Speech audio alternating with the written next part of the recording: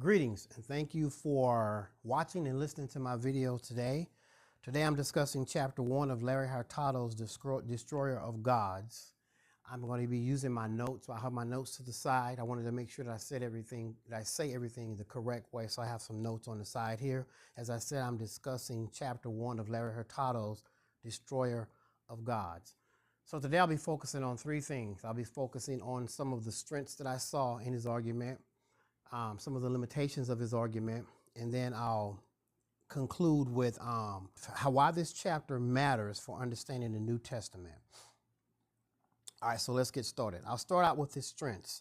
The number one strength, or one of the main strengths that I saw in this argument, is Hurtado examining how outsiders described early Christianity rather than relying solely on Christian resources or information from Christians. He also took into account how outsiders viewed Christianity. He had Roman testimony from writers such as Tacitus, Pliny the Younger, and Suetonius. They described Christianity as a strange and dangerous superstition. It was unusual in the Roman religious world, and I can understand that. This is a brand new thing coming into the Roman world. So these writers and different government officials described it as a dangerous superstition because it was unusual in the Roman world. And you say, why does this matter? This matters because it shows an outside perception of Christianity, which is not a big deal to us today because we always get outside perceptions of Christianity. But by it being a new religion, I like the way that he showed different sides of how people viewed Christianity. To the Romans, Christians seemed socially disruptive, culturally unusual, and unwilling to participate in normal religious life. Hurtado uses these voices to show that Christianity stood out dramatically in the Roman world. Another strength is his explanation of Jewish opposition to the early Christian movement. Before his conversion, Paul actively persecuted Christians. So you ask yourself, why? Because Paul, he was a Jew, but he persecuted Christians.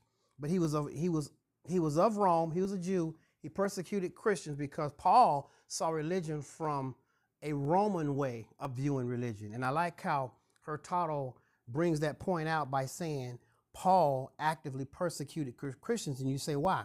Hurtado connects this to his Jewish tradition called religious zeal, defending the covenant, protecting the community from corruption. So Paul really thought he was protecting the community from corruption. He thought that he was really defending the law. He had no idea that this was a movement of God and that the grace was coming on the scene. Okay. He points to biblical examples like Phinehas in Numbers 25. When you look at it from that perspective, Paul wasn't acting out of hatred, which I've always thought that he was. He believed he was defending the true worship of God. If early Christians were given extraordinary devotion to Jesus, many Jews would have seen that as a serious violation of monotheism. So Paul saw this as a violation of monotheism, a violation of Jewish tradition. You're giving all this attention and this worship to this Jesus character. Hurtado helps us to see that this wasn't minor. It was radically controversial. You know, when I read the story of Paul, I don't look at it as a radically controversial thing that was going on at that time. But after reading this book and really analyzing chapter 1, I can see into Paul's mind and understand why he felt the way that he felt. This was something brand new. This was something new on the scene. And he was a lawyer of laws. And now all of a sudden you got this new religion coming on the scene that's talking about this one man, Jesus Christ, and centering everything around him. A third strength is his discussion of the Roman legal response to Christianity. The key evidence here is correspondence between Pliny the Younger and the Emperor Trajan. Pliny describes his process of dealing with accused Christians. They had to prove their loyalty. You say how?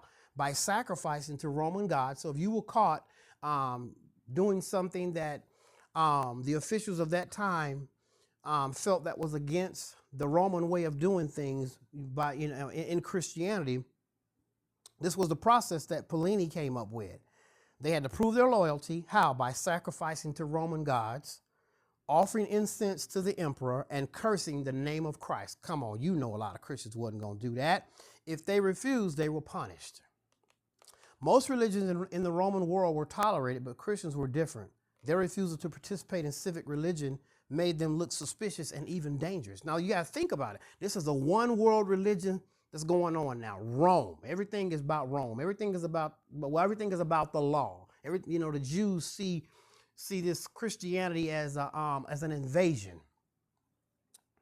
Hurtado also highlights the economic consequences of Christianity and Christian beliefs.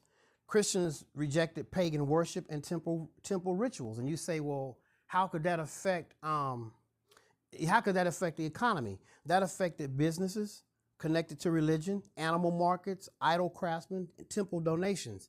And he gave an example in Acts 19 where the craftsmen who made shrines for Artemis started a riot when their business was threatened by the spread of Christianity. This shows why Christianity provoked such strong reactions. It wasn't just theological, it had real economic consequences to the way people lived at this time.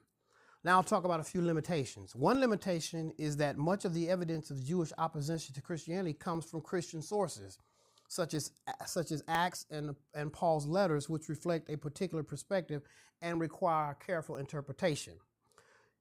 Another limitation is his suggestion that devotion to Jesus was Paul's main reason for persecution. That's persuasive because that's not certain, and Paul never said that. Paul never directly said that I'm persecuting the Christians because of Jesus. There were other factors that played a role in this.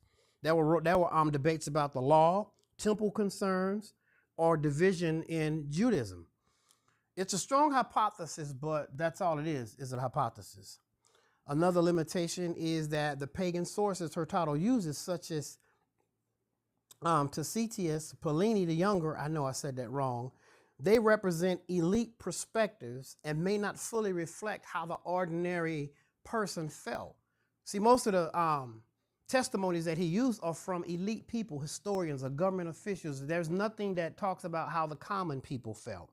And you say, why this matters for the New Testament? Despite those limitations, this chapter is genuinely valuable, and I'm going to tell you why. Most importantly, it helps explain why early Christians faced persecution. It helps us get a greater understanding of that. It wasn't simply about believing in Jesus, which is what we're taught in church, and that's what most of us believe. But Christians refused to participate in emperor worship, civic sacrifices, and religious festivals. In the Roman worldview, honoring the gods protected the society. This was a serious thing.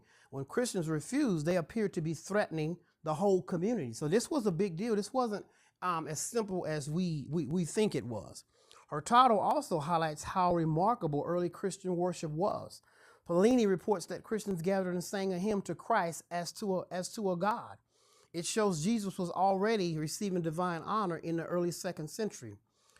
Early Christians still believed in one God of Israel, but they also placed Jesus within the sphere of divine worship. That's why both Jews and pagans reacted so strongly. This was something genuinely new. This chapter also illuminates specific New Testament passages. 1 Peter talks about as Christians. Acts describes clashes with Jewish authorities.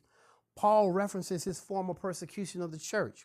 Hurtado shows these aren't just theological statements, they reflect real historical tensions in the first century world, something that the average Christian would not study or not know unless you read this book or you took some type of Bible course. So in conclusion, Larry Hurtado's chapter helps us see how outsiders viewed early Christianity by looking at Jewish and pagan responses.